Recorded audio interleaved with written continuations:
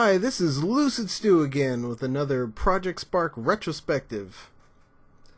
This time I'm going to be talking about non-DLC for you 2, Urban Warfare.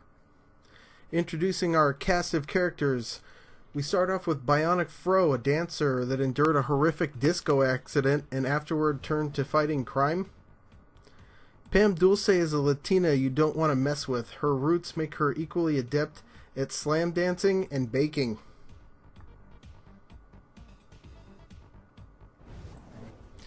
Clown Jack is a scary Englishman overly influenced by A Clockwork Orange, The Shining, and Eyes Wide Shut.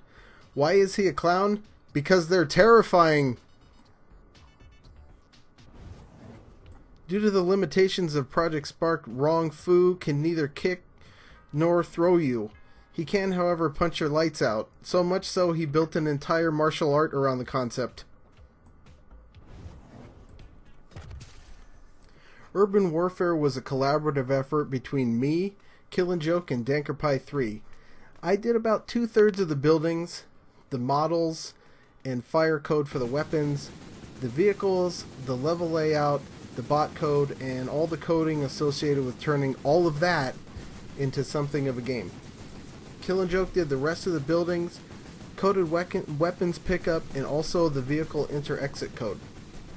Danker Pie did the third-person character code. Here you get a good example of the bot behavior. It's hanging in there pretty well, and is not terribly predictable. The bot brains are 7 pages each, which brings them in line with some of the more complex NPC character brains created by Team Dakota. They are separated into 4 main functions: seek, fight, fight aggressively, and flee. And there are other functions that deal with specific conditions like trying to flee while backed into a corner.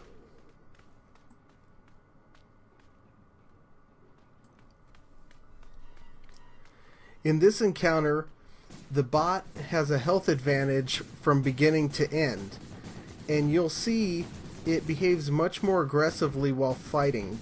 It closes the gap so much so that it actually throws a couple of punches in close.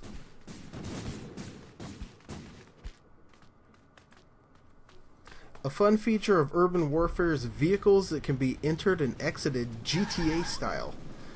Many people had fun trying to run down their competition.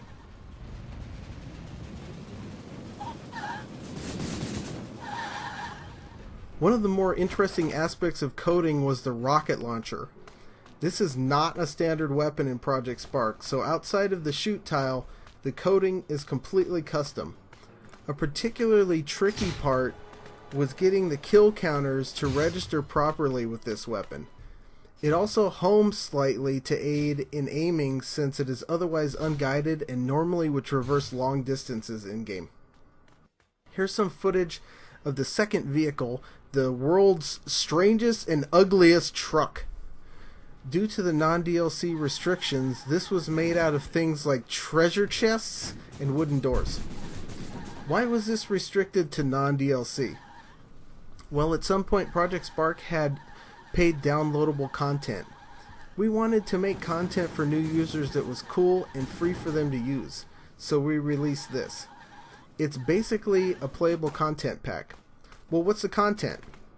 Something like 40 buildings, 2 vehicles, 4 weapons, and 4 customized characters, and urban items like streetlights.